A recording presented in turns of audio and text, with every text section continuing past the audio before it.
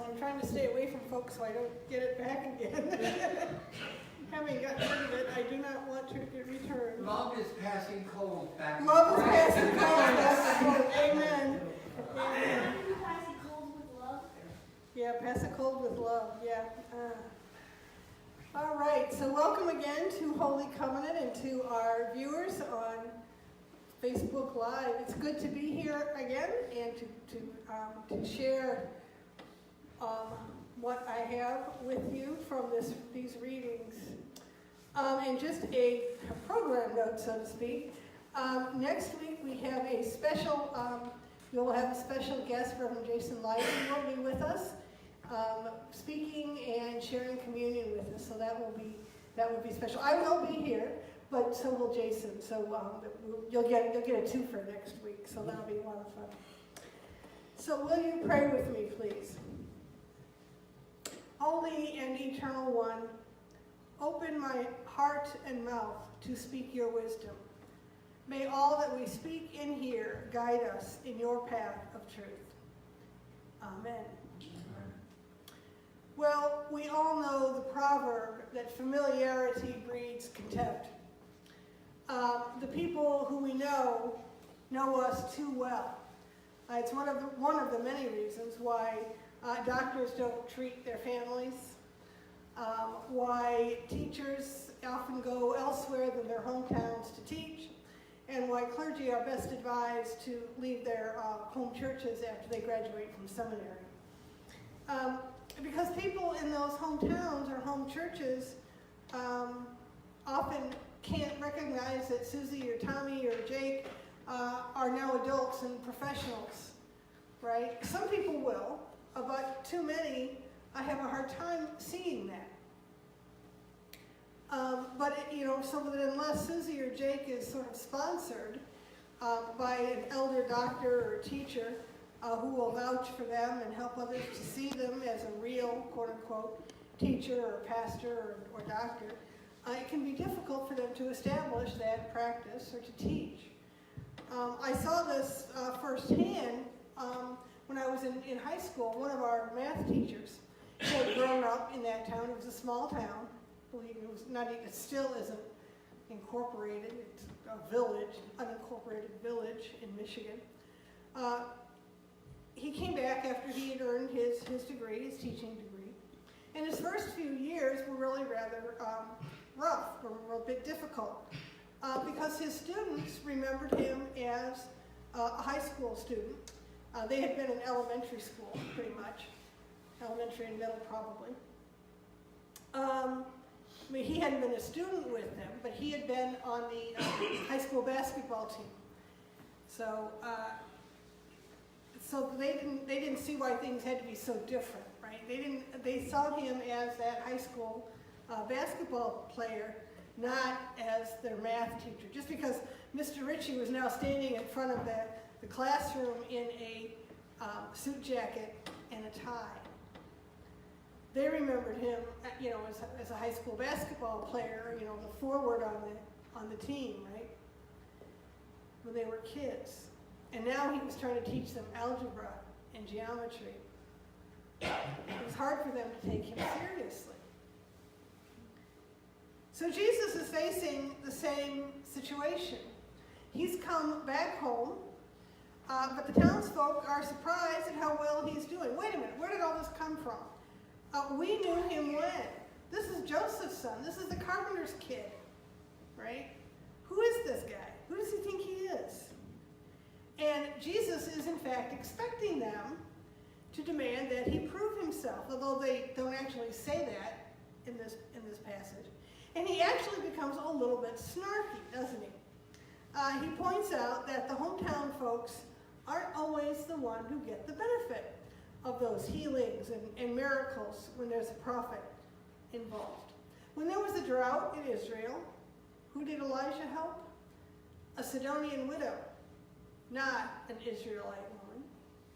And Elisha healed Naaman of his leprosy, not any one of the many Israelite lepers. Knowing someone, being a landsman, a fellow person from the same place, as someone famous or talented or gifted or blessed doesn't automatically get you favors. And that's what Jesus is pointing out. Being in need. That's what God responds to. God's mercy and God's grace is in response to need. God's calculus is different from ours.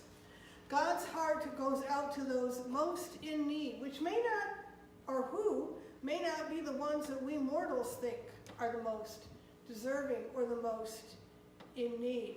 Through Elijah and Elisha, God reached out in love to those who were not part of Israel, but who needed help. Now, we know something about that today, I think, in many different contexts. And the most obvious, of course, is that of literal refugees today. People struggling to come to the U.S. from many different countries. And I find it very ironic and painful that the U.S., which is a nation founded on one group of people, Europeans, taking land from other people, the Native Americans, because the Europeans were looking for economic and religious freedom. Some were looking for one, and some were looking for the other, and some were just looking for as much cash as they could get. But they came here for that. And today, they're struggling over the question of whether they should allow more people to join us, who are also, those people who are also looking for economic and social opportunity. So it's rather ironic. So that's one context. It's a very, very obvious context of refugees, and that's the verse, Would You Harbor Me, from Sweet Honey in the Rock.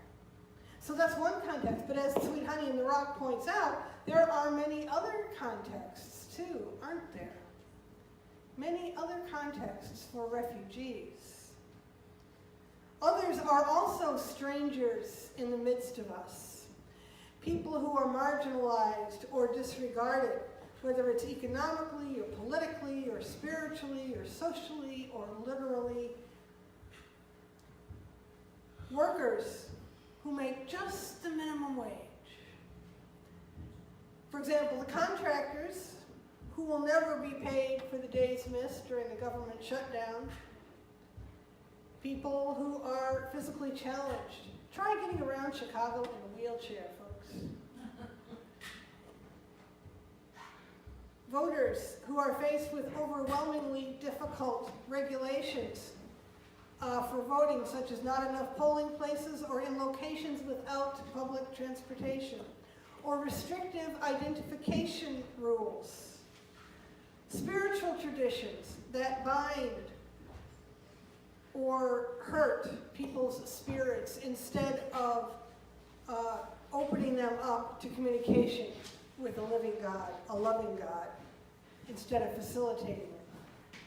Telling them that they are evil or sinful or full of error because they are LGBTQ or because they are divorced or because they had an abortion or because they are an unmarried mother, or people who are told they're too young to know what they really want or need, or besides they can't vote yet so they don't really need to have a voice in the political process.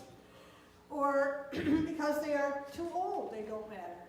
They're told this. Or people who are the quote-unquote wrong color or race, or they don't speak the right language, or don't speak it well enough, or haven't had enough education, or people who are ill with the quote-unquote wrong illnesses, or people who are locked away in prisons in the middle of nowhere so no one sees even the prison, let alone the people who are inside. Have you ever noticed prisons are not close to towns or cities? That's right. They're out in the middle of nowhere. Phone calls cost a lot. And it's hard to get there for a visit if you don't have a car. So those prisoners are also often forgotten, literally. So these are some of the strangers in our midst. Some of us right here are or have been those strangers, haven't we? I know that I have been. I have been some of those strangers. I have been in some of those places. And I have friends who are or have been. This is not a message today with a nice, neat ending. I don't have a pretty bow to tie it up with. Maybe if we can just remember that all of us at one time or another have been a stranger in the midst of us, unseen except by God. Consider maybe ways to welcome and support those strangers, remembering when you were a stranger. Think of how you are a stranger even now. And remember that there is strength in numbers. We are not alone, we who are considered stranger. For we are beloved by God. The video we're about to see is longer than our usual videos. Our video is about two people who needed grace and felt mercy here in the U.S., even as strangers. In all God's names, amen. Amen.